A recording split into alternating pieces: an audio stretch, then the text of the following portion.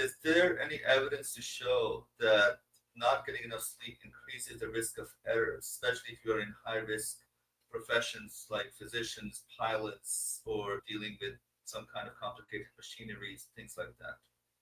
Absolutely. Studies over studies have shown increased motor vehicle accidents if you don't have enough sleep, and also committing errors in high equity jobs, stress related jobs, if you don't have enough sleep. Definitely, if you are thinking that you're going to work for 36 hours and catch up on that loss of sleep in the next 7 hours, or there's a concept of catching up of sleep or during the weekends if you're not sleeping enough.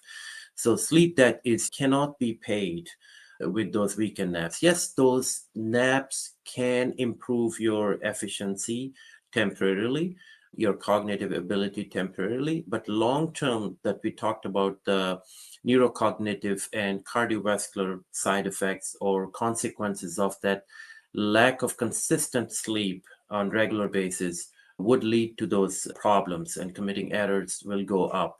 So yeah, that definitely studies over studies have shown that this is a fact. It's something that you need to be consistent with, that you need on daily basis, and it leads to metabolic dysregulation. Your hormones are your circadian rhythm is upset now, and you're not releasing those hormones at the right time that your body needs them, and the whole homeostasis is disrupted.